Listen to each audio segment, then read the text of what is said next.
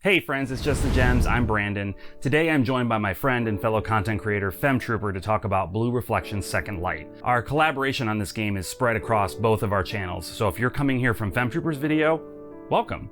And if you're starting here, be sure to get the link in the description to see the other part of this review, where we talk about the vibe and the more experiential parts of this game. Hey everybody, it's Femtrooper, and thank you Brandon for having me on your channel to talk more Blue Reflection's Second Light, because this is the surprise game of the year in the sense that it's really good, and I feel like more people need to know about it. Because we like Blue Reflection's Second Light so much, and because it was just such a really cool game, there are 2 videos to watch as he has mentioned, so please check out the video on my channel, and then obviously enjoy this one. So there is a lot of Blue Reflection's Second Light content for you to enjoy. But for now, let's talk about what makes Blue Reflection's Second Light tick. Blue Reflection's Second Light takes the magical girl action of the original Blue Reflection and dials it up significantly. The parts of the first game that worked well are all here, and they're enhanced, and the parts that didn't work in the first game are replaced by elements that work much better. It's a masterclass in learning from experience, of iterating on game design and not being afraid to axe what isn't great. The basic setup is that you control a teenage girl named Owl, a fairly cheerful and optimistic kid who is otherwise pretty basic. She's not particularly talented in any way, she's mediocre in school, she's just kind of there. But she has aspirations to be something more one day. She gets the chance when suddenly, on her way to remedial summer classes, she finds herself in a strange school building on an island in the middle of nowhere. She meets 3 other girls there, all of whom have no memories from before arriving at this school.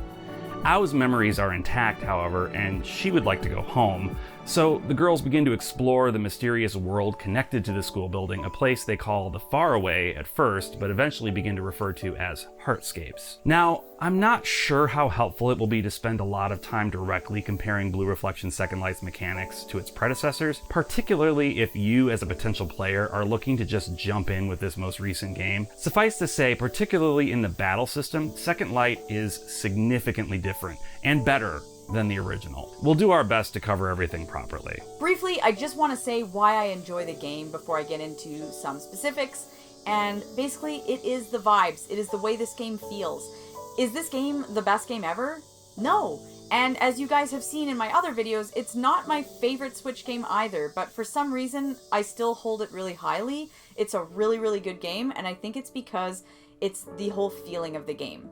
It is in no way, the best of anything, but it's also, because of that, it just creates this experience that somehow is unforgettable and sticks with you. It really does. The first game, it stuck with me. I think about it, it's a cozy game, and I don't play cozy games, but these games have such a feeling. They have this feeling of like warmth and comfort, and it's really odd because that's not my vibe, but I really, really enjoy it in this game. There is such a, you know what this game is? This game is like if you go get a massage, and you're like, that's what this feels like. This is the massage of JRPGs. I don't know if that's creepy. Blue Reflection's Second Light is actually a really solid game though, and it's better than the first one. And while the first one I do think is required to have the best experience for Second Light is better, and it's amazing. So if you really enjoyed Blue Reflection, despite some of the flaws, you're going to love Second Light,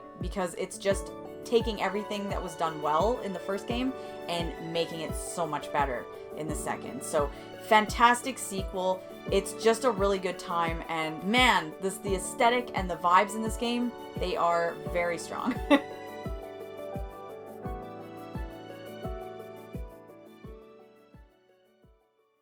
Battles in Second Light are almost overwhelmingly fast-paced, at least at first. Your party and the enemy are all represented on a meter, and when an enemy reaches the action section, it will carry out an attack. Your characters, on the other hand, can initiate attacks at various intervals that represent different ether costs. Ether essentially functions as action points, and the longer you wait, the more ether you'll accumulate, allowing you to do more powerful attacks. However, it's all a balancing act, because while it might be great to save up a bunch of ether to use an insane attack, it might might be more valuable to initiate an attack sooner to throw an enemy off balance, as attacking an enemy while they're charging an attack can delay them, similar to the battle system in the Grandia series. At the same time, you're controlling all 3 of your active party members at the same time, and this is where things really start to feel hectic and overwhelming in the beginning. Your party members are each represented by a controller button.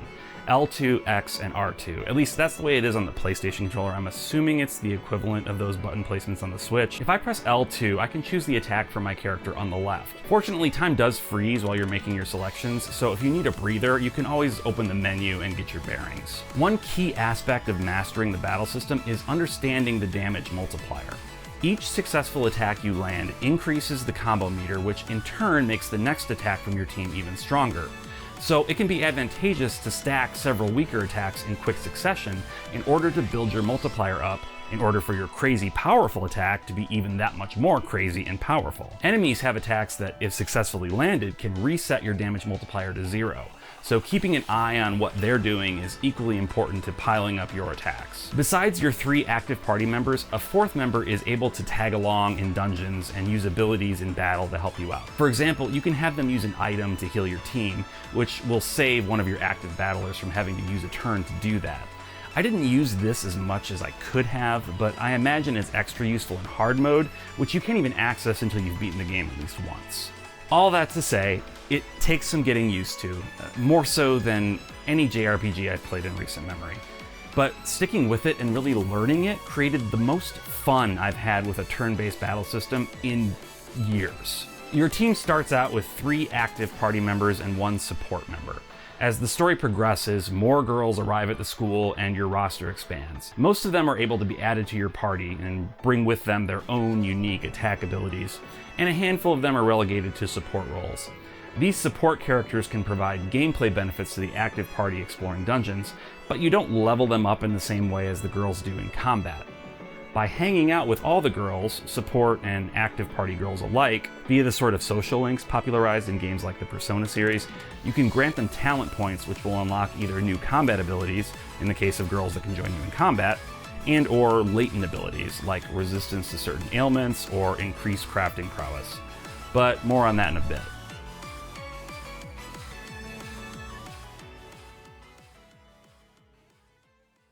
You do have to use crafting in this game, and that's okay. I'm not a huge crafting person. Somehow it works in this game that's done in a doable way. You do go back into dungeons and you can collect things you need, and I found that it was a great way to actually just gain experience and grind. So while you're having to find different items to, say, create a snack shop or, some kind of, like a bed. There are all sorts of weird things that you got to make for the school. Because these girls live on this island that's just a school and it's very strange, they want to make things that they can actually, hang out and do. They want, like a snack shop, for instance, so that they can have that. Make the swimming pool even more fun. Turn it into, a hot springs. They can make things, and so you use crafting to do that. You use crafting to build stuff. Stuff that they can do. I mean, they live there. They're bored. They want to have something to do. So that's what they do. And all of this is used as social links. So you'll basically spend time at these destinations that you create, whatever they are. Maybe it's a statue and then you can go and visit it. Or maybe there was one where there was a bed. So it's just really wacky. I mean, it's a JRPG. Are you surprised that there's weird stuff? You craft these different destinations and buildings or items that you can go visit and hang out at, and then you use them in the social link aspect of the game, so you will go visit different friends in each of these places. I have to admit, while I skipped some of them, I actually did a ton of the social links because I was using that to basically use it for experience in the game to be stronger.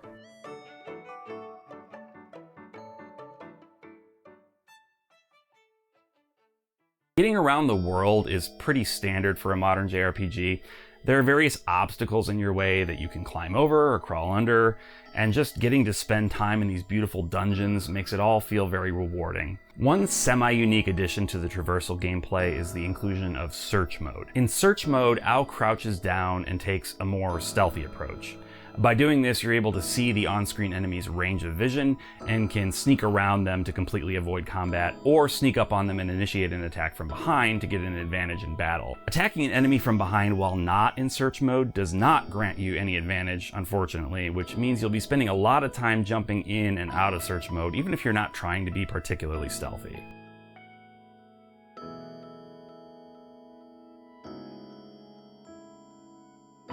When you partake in social link events and you hang out with the other girls and you're not in a dungeon, it's not really part of the main story, it definitely feels like side stuff. It almost isn't in a way, because in a Persona way you kind of have to do it, because then you learn about all these girls and so the characters become more interesting, but you also gain talent points and fragments, and these kind of act like accessories. They kind of help you become stronger in the game, so that the more you talk with these girls, the more you hang out with them, the more you learn about them, you gain talent points, and then you can basically be stronger in the dungeons. Which I will say again are gorgeous and beautiful. These are very fun dungeons to explore. They're all based on the personalities of the girls and also sort of what is going on with them. Maybe something dark that they don't want you to know about. Really interesting. And so each one of them is completely different and they're really fun to explore. Also will mention, I love the enemy design in this game and in the first game. They're very oddly, I would be like, eerily beautiful. Is that a way to describe it? To say that they're like, they're creepy, but they're just gorgeous. I love the enemies in this game. I really truly think they're cool, and so I like them. I know sometimes, you know, you'll play a JRPG and the enemies kind of just look you know, and so these actually look really cool. I love the enemies. You see them and you're like, wow, that is gorgeous and spooky. I love that. I love that about this game. Whatever it is that you're building, if you get to spend time with a girl there, it's really cool because you just get to know more about the character. You get to know more about their personality. You get to know more about them, which makes you stronger, which makes you better at beating stuff in dungeons. It just makes it a better experience, and it's fun. It's really, really cool.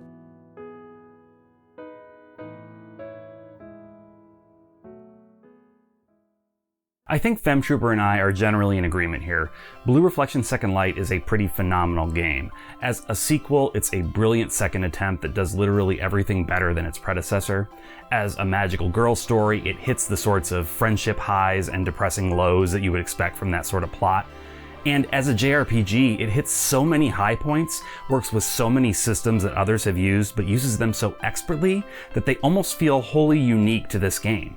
We highly recommend you check this out, whether or not you've played the original. We'll end this just saying that as a person who's not into crafting, not into social links, I love this game, so I highly recommend it. It really gives you this calming feeling, and it's like you're at peace, and it's so nice, and I love it. And yeah, it's fan servicey. That's okay. I don't mind. I really enjoy it.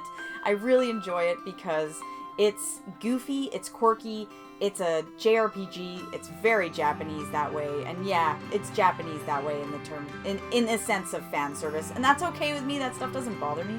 I just kind of, you know, whatever. I like it, it's funny, and the game is also really emotional. It's really interesting, and there's some like really heavy, dark topics going on, so it's really worth your time. I really recommend it. If you played the first one and there were aspects of it that you thought, they took all that stuff and made it better. The battle system, it's better. The dungeons, they're gorgeous, they're beautiful. You want to actually go through them. It's really, really fun. Everything is great. So I can't recommend it enough.